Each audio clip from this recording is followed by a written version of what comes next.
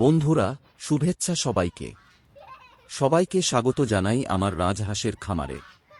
প্রিয় বন্ধুরা, মাত্র 4টি রাজহাঁস দিয়ে আমার খামারে এখন রাজহাঁসের সংখ্যা 60টি। রাজহাঁসের খামারের প্রথম পর্বে এই বিষয়টা জেনে গেছেন। দ্বিতীয় পর্বে জেনেছেন খামারের একেবারে শুরুর কথা। দ্বিতীয় পর্বে হারাধনের 4টি হাঁসের মধ্যে রইল 3টি, সেই কাহিনীও নিশ্চয়ই দেখে ফেলেছেন। না দেখে থাকলে দেখে আসার আমন্ত্রণ রইল। আজকে বলবো সেই 3টি থেকে প্রথম বছর কয়টি ডিম পেলাম এবং সেই ডিম থেকে কয়টি বাচ্চা হলো সেই কাহিনী। 3টি রাজহাঁসের মধ্যে যেহেতু 2টি মাদি বা হাসি, সেই 2টিতে ডিম দেয়া শুরু করল। প্রথম ডিম পাই খামারের বাইরে পুকুর পাড়ে। পুকুর পাড়ে খড় লতাপাতা সংগ্রহ করে একটা ছোট্ট বাসা করল একটি রাজহাঁস। রাজহাঁসটিকে সার্বক্ষণিক পাহারা দিচ্ছে পুরুষ রাজহাঁসটি।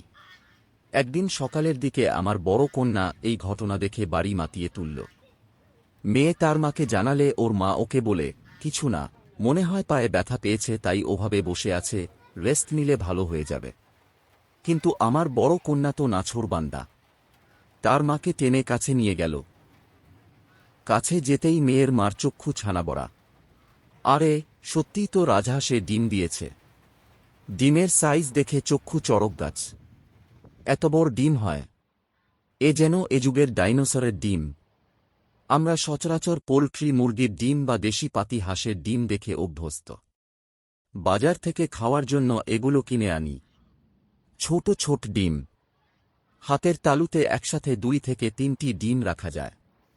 কিন্তু রাজহাঁসের একটা ডিম হাতের তালুতে নিয়ে হাত মুঠ করতে পারবেন না। হাত পুরো ভারে যাবে। পুকুর পাড় থেকে রাজহাঁসের ডিমটা ঘরে এনে সযত্নে রেখে দিয়েছে। আমি তখন বাড়িতে ছিলাম না। ভ্রমণের জন্য শরীয়তপুরের বাইরে ছিলাম। আমার বড় কন্যা প্রিয়ন্তী আমাকে ফোনে জানালো যে হাঁসে ডিম দিয়েছে। আমি দূর থেকে ডিম পাড়ার কথা শুনে খুব উচ্ছ্বসিত। ওইদিনই আমি বাড়িতে ফিরে আসলাম। আসতে না আসতেই কন্যা আমাকে ডিম দেখাল। ডিমটি হাতে নিয়ে দেখলাম। দেখে খুবই ভালো লাগল। এবার হাঁসের জন্য ডিম পাড়ার স্থান অর্থাৎ বাসা তৈরি করে দিতে হবে, নয়তো প্রথম ডিমের মতো আবারও বাইরেই ডিম পাড়বে।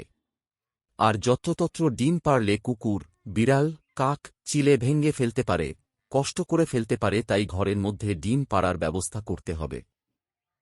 তাই একটা বড় পাত্র নিলাম। সেই পাত্রের নিচের দিকে কিছু বালু দিয়ে তার উপর খড় বিছিয়ে দিলাম।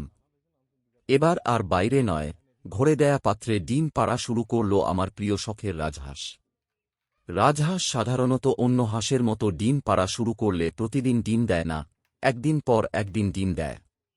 আমার হাঁসও তাই করল। এভাবে 2টি মাদি হাঁসই ডিম দিতে থাকল একটি পাত্রে।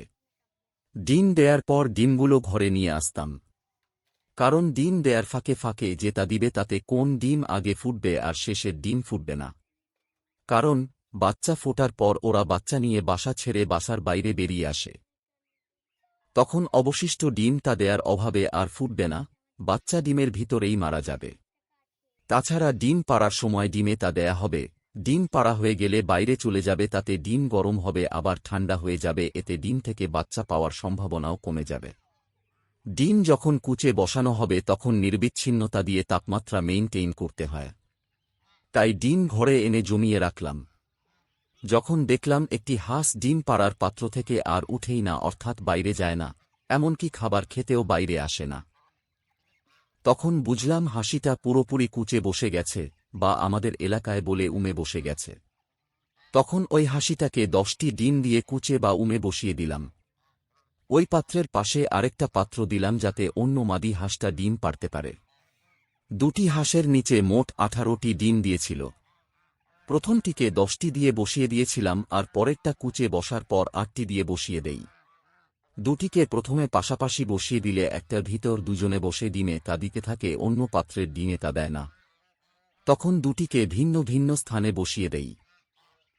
18টি ডিম থেকে মোট 16টি বাচ্চা পেয়েছিলাম। ডিমে তা দিতে বসিয়ে তারিখ লিখে রেখেছিলাম এবং বাচ্চা ফুটে বের হওয়ারও সম্ভাব্য তারিখ লিখে রেখেছিলাম।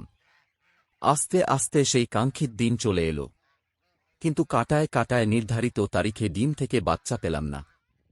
প্রথম যে হাসিটা ডিম নিয়ে বসেছে সেই ডিম থেকে বাচ্চা ফুটতে ৩৫ দিন লেগেছিল।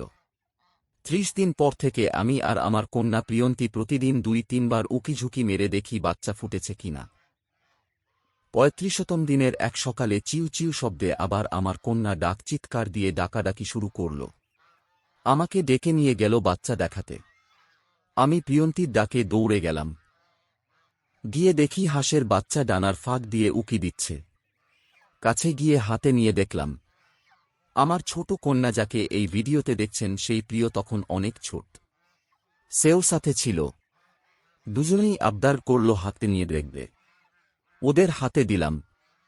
তুলতুলে তুলার মতো পুতুপুতু রাজহাঁসের বাচ্চা দেখতে কি সুন্দর তা বলে বুঝাতে পারব না। প্রথম কুচে বা উমে বসানো হাঁসটি থেকে ৩৫ দিনের মাথায় প্রথম বাচ্চা পাওয়ার পর ২-৩ দিনের মধ্যে ৮টি বাচ্চা ফুটে বের হল। ২টি ডিম ফুটছে না দেখে অপর হাসিটার নিচে উমে দিয়ে দিলাম। প্রথম হাসিটাকে তার বাচ্চাসহ বাসা থেকে নামিয়ে দিলাম। ওদের খাবার খেতে দিলাম চালের খুদ ও পানি। অপর হাসিটাকে ৮টি ডিম দিয়ে বসিয়েছিলাম। প্রথম হাসির কাছ থেকে না ফোটা ডিম ২টি দেয়ার পর ১০টা ডিম নিয়ে বসে থাকল বাচ্চা ফুটার অপেক্ষায়। দ্বিতীয় হাসিটা এখন ১০টা ডিম তা দিচ্ছে। কয়টা ডিম ফুটে বের হল তা জানাবো পরের পর্বে, অর্থাৎ চতুর্থ পর্বে। আজ তাহলে এটুকুই। আগামী পর্বে থাকবে বাকি গল্প। ভিডিওটি ভালো লাগলে লাইক করুন, বন্ধুদের সাথে শেয়ার করুন, চ্যানেলটি সাবস্ক্রাইব না করে থাকলে সাবস্ক্রাইব করুন এবং বেল বাটন টিপে রাখুন যাতে আমার পরবর্তী ভিডিওটি আপনার কাছে দ্রুত পৌঁছে যায়। ভালো থাকবেন, প্রাণীর প্রতি সদয় থাকবেন। ভিডিওটি দেখার জন্য ধন্যবাদ।